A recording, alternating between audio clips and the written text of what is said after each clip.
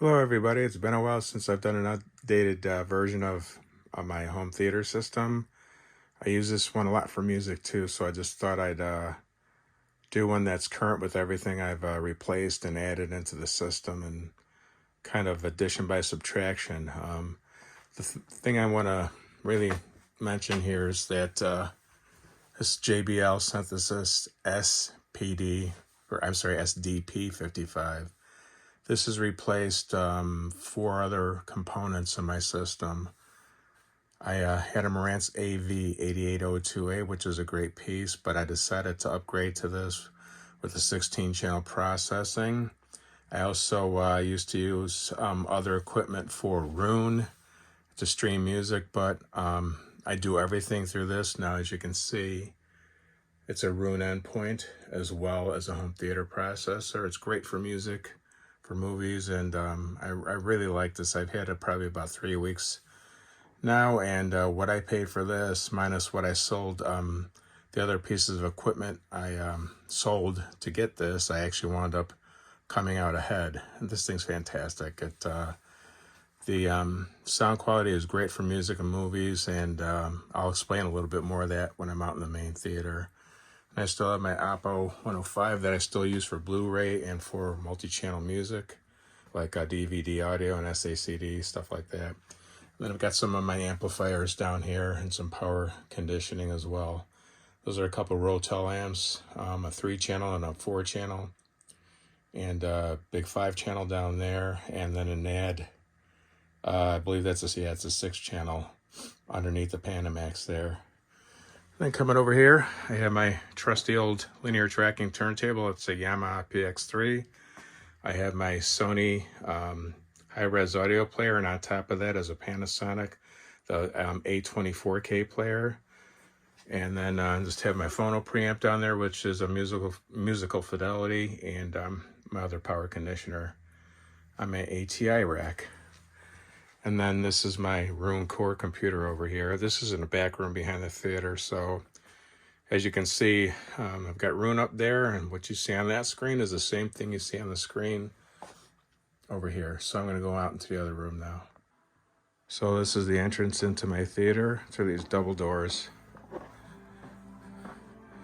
Got my 120-inch silver ticket 16:9 white screen up. That thing does...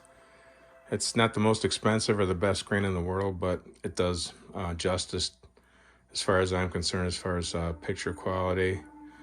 And another later edition is that's the PX1 by Optima. It's an ultra short throw. They're a little tough to set up, but once you get it dialed in, it's pretty good. It's not true 4K, it's false 4K or faux K or whatever you want to call it, but I'm really happy with the picture quality. It sits right behind my center channel speakers, so when you're seated in the theater seats, you can't even see it back there. That's flanked by my monoblock amplifiers. Those are the Musical Fidelity M8700s, which are connected to my left and right speakers, which are the Aerial Acoustic 7Ts. And then those smaller Martin Logan subs up in the front there, I believe those are the Depth Eye. Those are actually connected straight out of the preamp out of the amplifier there. It's got a line level out, so those are connected directly through that as well.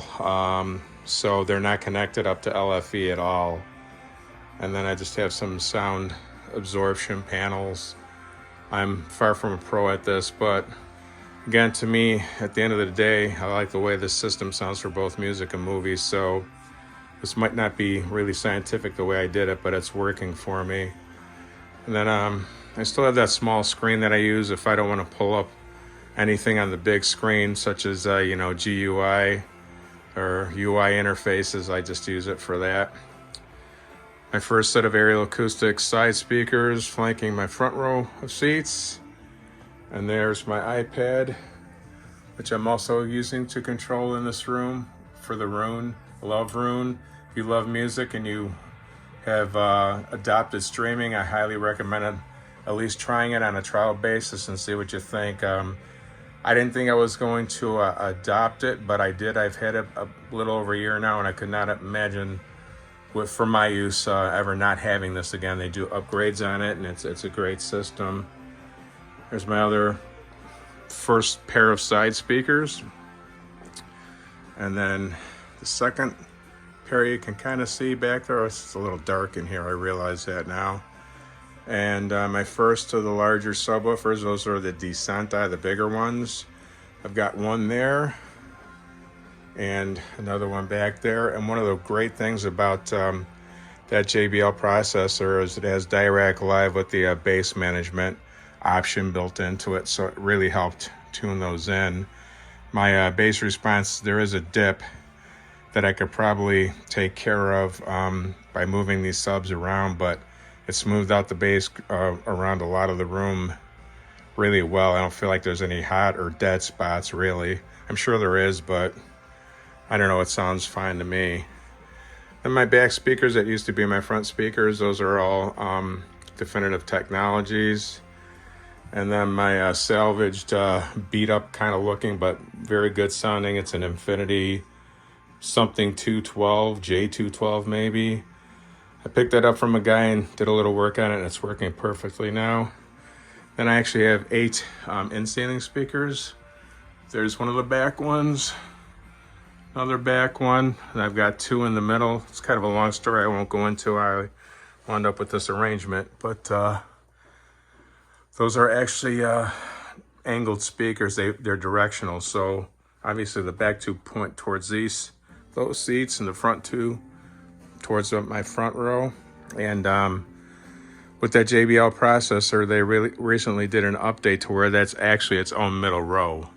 I guess it matrixes off the front 2 rows, but it's very effective. So it's basically, instead of 2 or 4 channels of overhead, I actually have 6 channels of overhead, separate channels. But again, those two are hooked up to the middle right, and those are hooked up to the middle left channel. And then there's my front ones up there. And again, Direct did a much better job of tuning this room than the Odyssey did with the Marantz. It's substantially better. It's very flexible. So just a quick run around the room here. I just love this stuff. I've loved this stuff since I was a teenager, which was a long time ago, 45 years. Of course, there was no such thing as home theater 45 years ago, but I loved 2-channel stuff back then, and it's just evolved since then. So it's probably a pretty good run through of what I've done, what I've accomplished. So if you have any questions or comments, please feel free to drop them. I'd like to hear anything you might have to say about it one way or the other. Thanks, guys.